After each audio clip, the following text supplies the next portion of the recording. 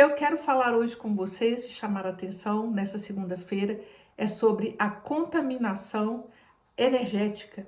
Essa questão essa sensação que todos nós, em algum momento, já sentimos, e eu percebo que cada vez mais pessoas têm se percebido deste jeito, como se tivessem contaminados por alguma coisa. Então, eu estou falando desses processos de limpeza energética e contaminação energética.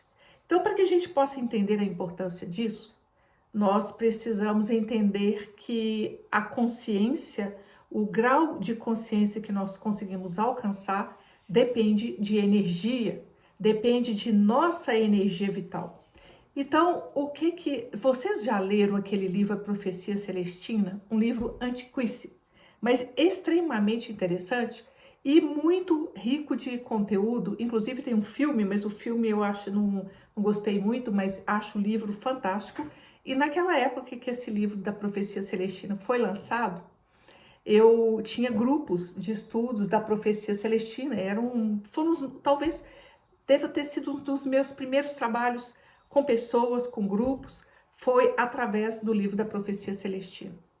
Então ali nós temos muitos ensinamentos que são ensinamentos muito verdadeiros e que a gente precisa prestar atenção. Então ele fala que o material que molda o universo é energia, é consciência. Se a gente for falar na visão védica, é consciência. Mas para que você atinja expanda a sua consciência, a sua percepção maior e tendo maiores possibilidades de percepção de consciência, da sua consciência expandindo, nós precisamos de energia. Então, esta energia é energia vital. Como é que a gente pode recuperar ou ter energia? Então, o que significa um padrão de alta energia? Então, lá na Profecia Celestina, explica muito bem o que é um padrão energético elevado. Então, quando você está nesse padrão energético elevado, você tem mais vitalidade, mais entusiasmo, expressa muito melhor essas energias mais sutis. Então, nós vamos expressar uma qualidade diferente de amor. Então, quando a nossa energia está baixa, nós vamos expressar não um amor, mas um apego. Quando nós estamos com a energia baixa, em vez de estar expandida a nossa consciência, nós vamos sentir comprimido. Em vez de você estar expansivo, alegre, feliz, não é pulando naquela alegria de carnaval, que você pode estar até feliz, mas aquela ali é provocada por alguma coisa externa, mas o seu ser está vibrando num estado mais expandido de consciência. Então, esta energia positiva e amorosa, aqui tá falando aqui, né? Hoje, Jamastani, aparecimento de Krishna na Terra, um dia cheio de energia positiva e amorosa. Nossa, Carolina, que delícia ouvir isso, que maravilha. Olha lá, hoje se comemora, então, o aparecimento de Krishna na Terra, nesse dia de hoje. Olha só que maravilha. Então, essa energia positiva, amorosa, expandida, ela depende em grande parte de nós. Então, dentro do xamanismo tolteca, que fazendo aqui um apanhado geral desses conceitos de energia, então, dentro do xamanismo tolteca, eles dizem que nós necessitamos de trabalhar essa energia. E também não é só no xamanismo tolteca, nós temos isso no yoga, que vai trabalhar a nossa energia, ou seja, o yoga é todos os exercícios, todas aquelas práticas, aqueles asanas, aqueles pranayamas do yoga são feitos para expandir a sua vibração energética, a sua energia. E dentro do xamanismo tolteca, eles dizem que nós só podemos, que a gente nasce com uma qualidade de energia, é como se você viesse com um determinado combustível energético, ou seja, um tanque de energia, se você fosse um carro, você nasce com aquele tanque, e você precisa ou economizar energia ou adquirir energia através da natureza. Então, eles são muito específicos, que você vai buscar essa energia na natureza. A natureza é um grande manancial de energia. Mas, passando para outras visões, quando eles dizem natureza, ele está dizendo de plantas, de todo esse contato com a natureza, mas lá na profecia celestina, eles vão dizer que existe uma fonte universal e infinita de energia, que nós precisamos nos conectar com ela. Então já é diferente desse outro pensamento e que você pode se conectar com essa fonte universal de energia e inclusive usando este pensamento é que as pessoas vão fazer reiki, que estão se conectando com uma fonte de energia, canalizando, não é a sua energia, mas você se torna um canal dessa energia cósmica, dessa energia universal, que você se conecta com ela, com a fonte divina. Mas para que a gente se conecte com essa fonte divina, a gente tem que ter alguma qualidade de energia, senão você também não se conecta com essa fonte. E aí é que está o grande problema. Por quê? O que tem acontecido atualmente com as pessoas? Eu vejo isso porque eu já sou mais velha, porque eu tenho acompanhado os atendimentos terapêuticos há muitos anos. Então, o que acontece? As pessoas estão ficando cada vez mais desenergizadas e isto é assustador. E aonde é que nós estamos perdendo energia? E aí que a gente precisa pensar em contaminação energética. Contaminação energética. E por onde é que nós estamos sendo contaminados? Cada um, dentro da sua história e da sua vida, vai ter que fazer essa pergunta, fazer e responder essa pergunta. Aonde é que você está sendo contaminado energeticamente? Aonde? Então eu posso dizer por mim e posso dizer pela minha percepção, mas é você que vai responder a essa pergunta para você. Eu sinto que nós recebemos uma enorme quantidade de poluição mental através de nossos usos inadequados do mundo virtual. Então, se antigamente nós não tínhamos nenhum tipo de informação, antigamente que eu falo, há muito pouco tempo. Então, quando eu era adolescente e a gente tinha alguma pesquisa para fazer na escola, nós tínhamos que pesquisar na Barça. Não sei se vocês são dessa época. Então, existia aquela coleção Barça e quem tinha, dos meus amigos que tinham a Barça, era considerado riquíssimo, porque ele tinha quase um museu dentro de casa, uma biblioteca. E eu me lembro que, quando eu tinha 15 anos, nós tínhamos que buscar lá na casa de uma amiga minha, que era filha de um médico, portanto, parecia milionária, e ela tinha lá, a biblioteca da casa dela, tinha uma Barça. Muitos anos depois, quando eu já era grande, meu pai deu uma Barça de presente para a família, juntou ali, comprou aquela Barça, então era onde a gente pesquisava as coisas. Hoje, não precisa de fazer esforço nenhum, você vai ali no Google, ou você pergunta para o chat GPT, ou agora outros, e você já tem toda a informação. Ou seja, você não gasta tempo com isso. Porém, temos outro problema. Então, vamos imaginar aqui, eu gosto de contar histórias. Então, vamos imaginar que você tenha amigos muito queridos, muitíssimo queridos, e você diz que quer fazer um bolo. E todos eles resolvem contribuir e trazer alguma coisa, mas eles vão trazer alguma coisa da cabeça deles, para que você faça esse bolo. Daqui a pouco você está cheio de coisas que você não sabe nem para onde começar, porque eles trouxeram, 50 quilos de farinha, porque é desse jeito, né? Se a internet, você procura uma coisa, traz 50 quilos daquilo.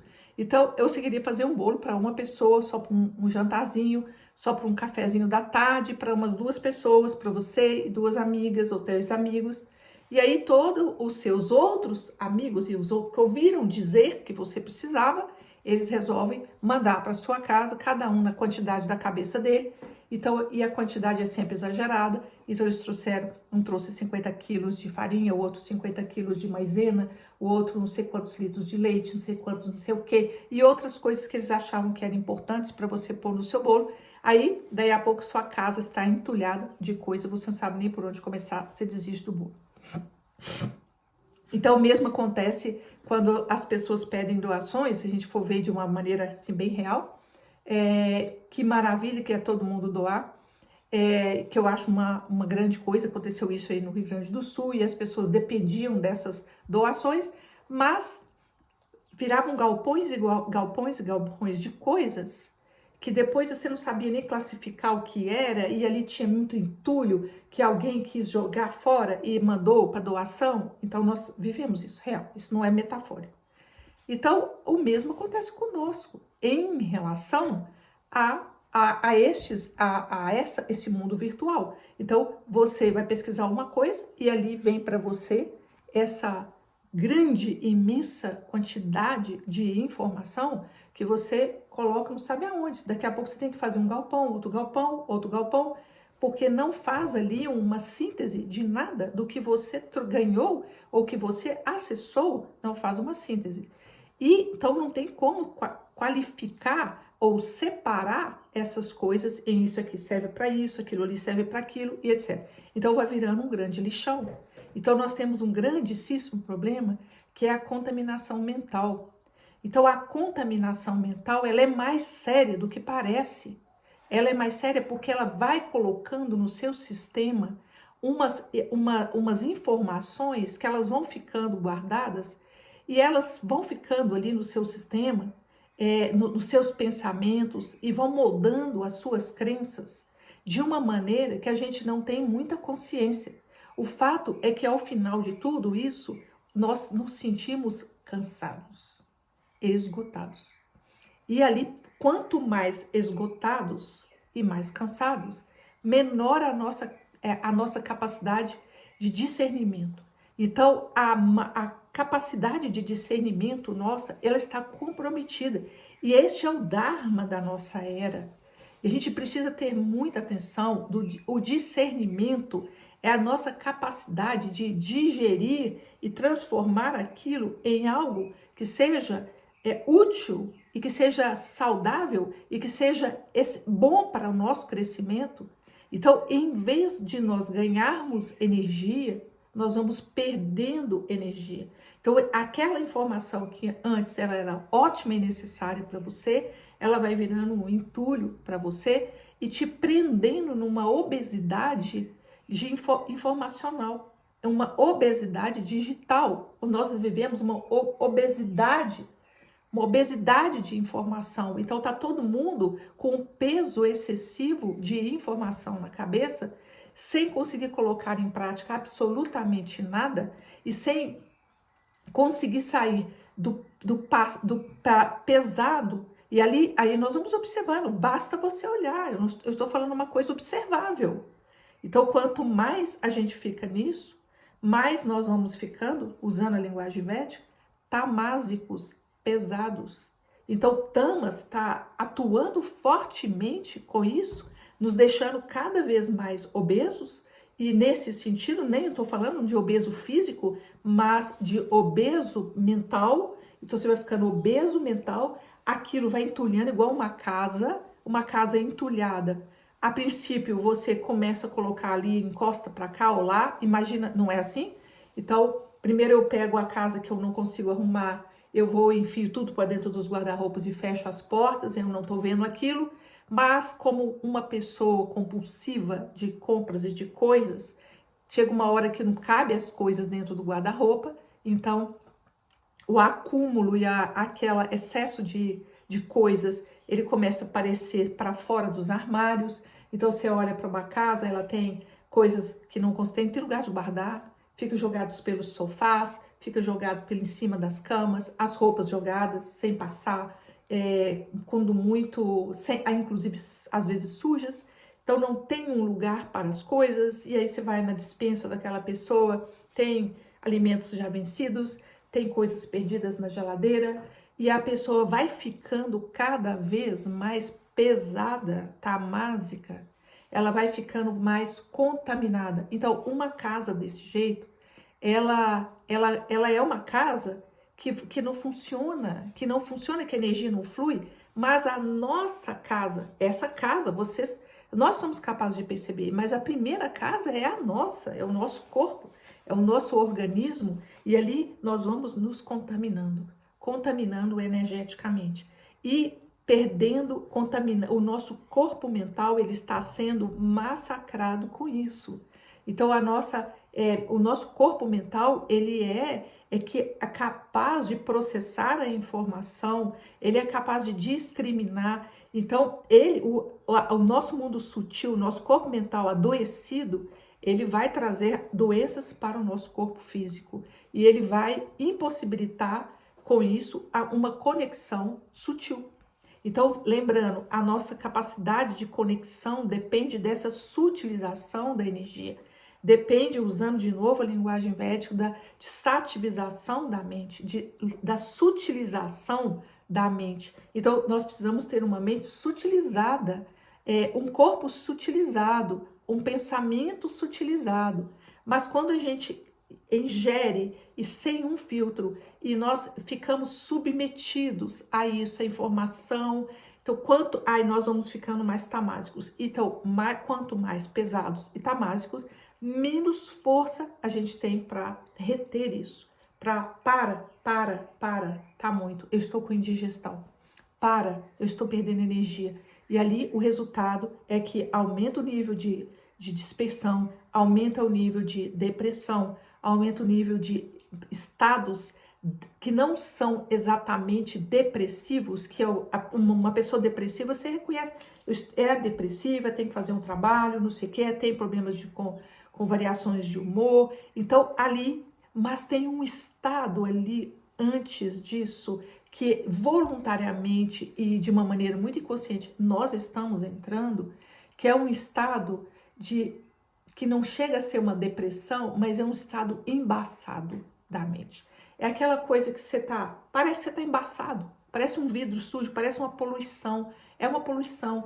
Então você está desenergizado, é um estado que falta energia, que tem uma descrença, e ali é como se fosse um cupim que vai corroendo a nossa energia vital, vai corroendo a sua energia vital, você vai perdendo entusiasmo, você vai perdendo qualidades da alma, que são a fé, a esperança, o entusiasmo, a alegria de viver, a vontade de levantar e fazer as coisas, a capacidade contemplativa. Então nós estamos perdendo isso, essa capacidade contemplativa, porque nós estamos nos contaminando voluntariamente, inconscientemente, sem conseguir barrar essa contaminação mental. Então, ali quando a gente está contaminado, nós estamos muito tamásicos, e essa energia tamásica, ela gera mais tamas. Quanto mais tamas, mais tamas. Quem é aluno meu do Mahalila sabe que a serpente de tamas leva você para Maia. É a maior serpente do jogo, que é a serpente da acomodação. E o nome dela em sânscrito é tamas. É justamente esta energia, esta força descendente que puxa você para esse pântano de ilusão, esse pântano. Então, quando a gente está muito tamásico e a gente vai ficando tamásico, assimilando esses conteúdos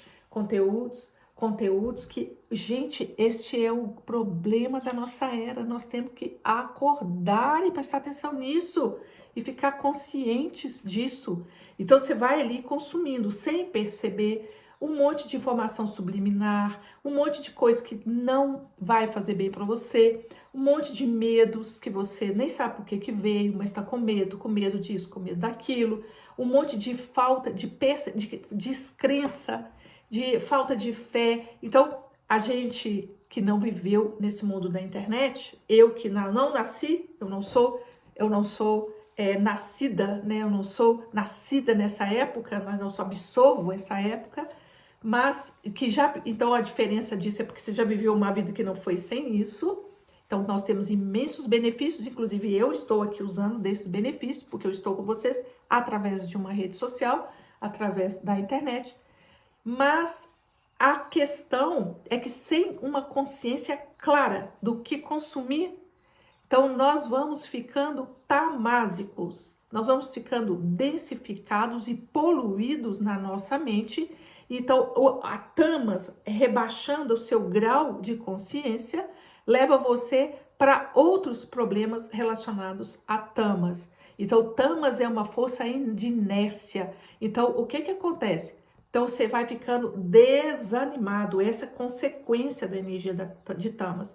Então eu vou desvitalizando primeiro a mente, porque a mente é ela que está sendo bombardeada, então pelos nossos olhos, aí primeiro a mente, e aí a gente é impactado com imagens, com informações de palavras, com informações de visuais, com todo quanto é tipo de informação visual, ela é complexa, porque a mente absorve aquilo como imagem, e como imagem é como se fosse um circuito diferente no cérebro. Palavras você tem que ouvir, mas imagens vão entrando num outro arquivo e vão influenciando muito mais, porque o nosso inconsciente ele é formado por imagens. E ali, quando a gente vai densificando, nós vamos causando outros problemas. Quais são? Por exemplo, então, ao assistir conteúdos, a gente perde a consciência, fica ali meio zumbizado, e aí você começa a comer pipoca. É assim ou não é? Ou doce. Ali é uma cervejinha, é um vinho, é uma pinga, é um não sei o quê, é um refrigerante. Tudo para acompanhar aquela situação que já é tamásica. Então, sem perceber, você vai ficando, baixa a sua vibração e de repente você não sabe por que você não está mais se conectando. Antigamente eu tinha mais sonhos, não sei por que hoje eu não tenho. Eu estou desanimado. Quando eu era adolescente, eu tinha aquela força vital dentro do meu peito, do meu coração, de querer mudar o mundo, de trazer uma coisa nova, de confiar na minha força. Eu quero ser médico, eu quero ser engenheiro, eu quero ser psicólogo, eu quero fazer diferença no mundo. Isso era quando a gente era adolescente. Depois você vai vivendo a vida, você vai perdendo aquela capacidade de sonhar, capacidade de acreditar, aquela capacidade de ser feliz, de rir, porque ficou tudo embaçado. Não é uma depressão, mas é o quê? É um estado que você não tá lá nem cá, é um estado zumbizado, é um zumbi andando por aí. E se a gente não toma consciência, nós estamos sendo influenciados por quê, gente? Nós podemos ir pela teoria da conspiração e falar, tem um aí, alguém manipulando a gente? Possivelmente tem. Quem é que está nos manipulando? Principalmente o comércio. Isso aí, no mínimo, isso aí a gente sabe, né? Sim, porque isso aí é bom. Porque você vai lá e compra com um clique, você vai lá e faz não sei o quê, compre isso, compre aquilo e mais não sei o quê. Então a gente, com certeza, este lado nós sabemos que nós somos manipulados. Mas nós somos manipulados por ideias, por pessoas que não estão dentro de uma vibração alta. Então você é contaminado. Os seus heróis, os heróis antigamente, eles eram nobres. Eles tinham amor universal. Eles vinham para ajudar a pessoa a desenvolver amor, perdão. Mas quem são os nossos heróis de hoje? Quem são os nossos heróis? A gente nem ali, você nem sabe, você pega uma ideia daqui, são fragmentos de ideias. Então, quando nós vamos entendendo o nosso processo terapêutico, nós nos damos conta da influência dos pensamentos da nossa família. Meu pai pensava assim, a minha mãe pensava assim. Aí, de repente, você se dá conta que você não tem prosperidade porque o seu pai, sua mãe, eles não tinham. Você não consegue ser feliz, livre, porque os seus pais eram muito travados. Então, isso a gente sabe fazer relação clara. E a gente sabe o quão impactante eram as palavras dos nossos pais para nós, para a nossa vida, da nossa família, da nossa história ancestral, ou que importância que ela tem. A constelação ajudou a gente a esclarecer isso demais. Mas nós sabemos disso, mas em relação aos estímulos que nós recebemos voluntariamente porque queremos, a gente para de perceber que aquelas mesmas palavras, ou outras palavras, ou ideias, elas interferem na sua visão de mundo, no como que você lida ou não.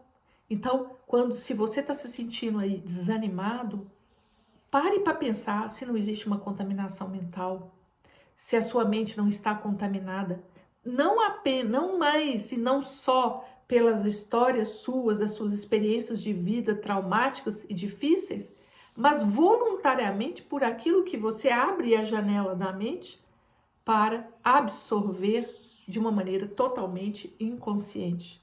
E aí o grande perigo disso é porque a força tamásica ela é oposta à força satívica, e aqui usando a visão védica, a linguagem védica.